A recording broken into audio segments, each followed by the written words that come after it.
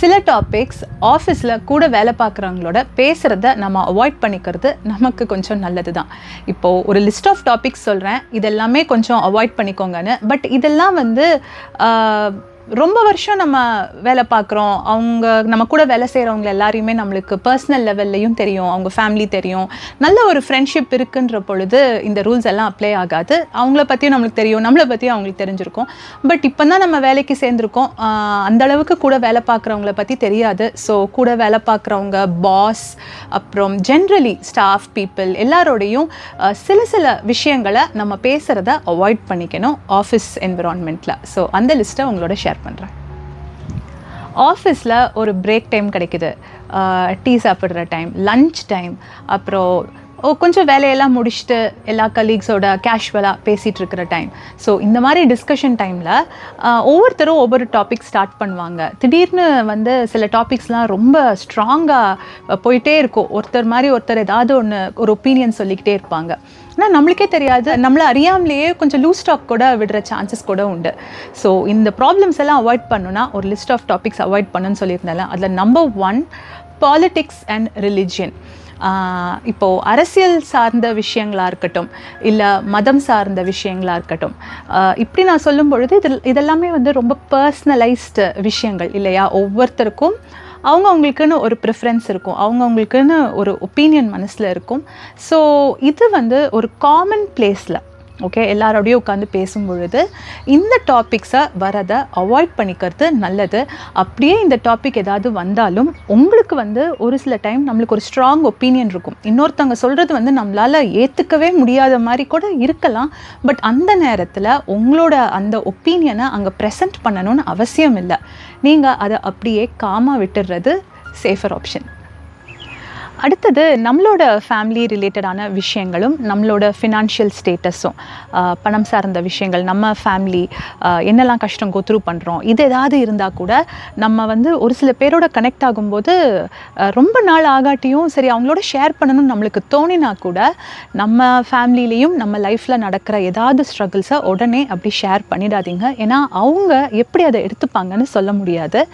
So ஃபேமிலியில் ஏதாவது பிரச்சனைகள் ஓடிட்டு இருந்தாலோ, இல்லை ஒய்ஃப் அண்ட் ஹஸ்பண்ட்குள்ளே ஏதாவது ஒரு ப்ராப்ளம், பசங்களை வச்சு ஏதாவது ஒரு ப்ராப்ளம், இப்படி எதுவாக இருந்தாலும் சரி, ஹெல்த் இஷ்யூஸ், இப்படி என்னவா இருந்தாலும் தேவையில்லாமல் ஒரு ஸ்பெசிஃபிக் ரீசன் இருக்குது, இவங்களோட இதை சொல்லணும், இது ஒரு காரணம், நான் கண்டிப்பாக சொன்னால் தான் அவங்களுக்கு புரிஞ்சுப்பாங்க அப்படின்ற நேரத்தில் சொல்கிறது வேறு. பட் கேஷுவல் கான்வர்சேஷனில் ரொம்ப பர்சனலான விஷயங்களை சொல்கிறத அவாய்ட் பண்ணிக்கலாம். அண்ட் பணம் சார்ந்த விஷயங்கள், எனக்கு இவ்வளோ லோன் இருக்குது, இவ்வளோ கமிட்மெண்ட் இருக்குது, ஸோ இந்த மாதிரி பணம் ரிலேட்டட் விஷயங்களும் ஸ்டார்டிங் ஸ்டேஜஸில் ஷேர் பண்ணுறதை அவாய்ட் பண்ணிக்கணும்.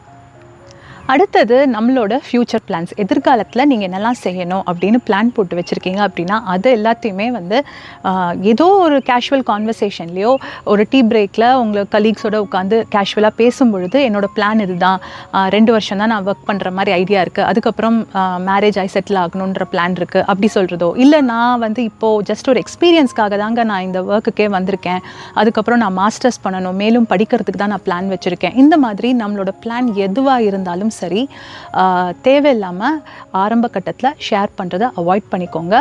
ஆரம்ப கட்டம்னு இல்லை, என்கிட்ட கேட்டால் என்ன பிளான் இருந்தாலும் அது உங்களோட வச்சுக்கோங்க, அவசியம் இல்லாமல் அதை ஷேர் பண்ண வேண்டாம். நெக்ஸ்ட் நான் சொல்ல போகிற 2 விஷயங்களும் ரொம்ப ரொம்ப முக்கியமான விஷயங்கள். அண்ட் என்ன சொல்லலாம், யூஸ்வலாக அது இந்த மாதிரி கான்வர்சேஷன்ஸ் நம்ம எல்லாருமே அதை ஃபேஸ் பண்ணியிருப்போம். நம்ம வேலை பார்க்குற கம்பெனியில் ஏதோ ஒரு குறைகள் எல்லாம் இருக்க தான் செய்யும். அப்படி அந்த குறைகள் இருந்தாலும் அதை வந்து நம்மளை விட எக்ஸ்பீரியன்ஸ்டான எம்ப்ளாயீஸோடு உட்காந்து பேசிகிட்டு இருக்கும்போது அவங்க வந்து கேஷுவலாக ஷேர் பண்ணுவாங்க. ஷேர் பண்ணும்போது நம்ம அதை பற்றி நம்ம ஏதாவது இன்புட் கொடுக்கணும்னு நம்மளுக்கு அப்படி தோணும். ஸோ அந்த நேரத்தில் கம்பெனி பற்றியே நம்ம இப்போ தான் வேலைக்கு சேர்ந்த உடனே ஏதோ ஒரு கான்வர்சேஷனில் நம்ம வேலை பார்க்குற கம்பெனி பற்றி எந்த ஒரு கம்ப்ளைண்ட்ஸ் இருந்தாலும் அந்த இடத்துல ஷேர் பண்ணுறதை அவாய்ட் பண்ணிக்கோங்க. இன்னொருத்தவங்களோட சேலரி ஆர் நம்மளோட சேலரி, இந்த சேலரி ரிலேட்டடான எந்த ஒரு விஷயத்தையுமே பேசுகிறத அவாய்ட் பண்ணிக்கணும். Last 1 gossip. எந்த விதமான காசிப்பாக இருந்தாலும் சரி, கம்பெனி ஸ்டாஃப்ஸ்குள்ளே, எம்ப்ளாயீஸ்குள்ளே யாரை பற்றின ஒரு இன்ஃபர்மேஷன் போயிட்டு இருந்தாலும் நம்ம எந்த ஒரு இன்புட்டும் கொடுக்காமல் இருக்கிறது தான் நம்மளுக்கு நல்லது.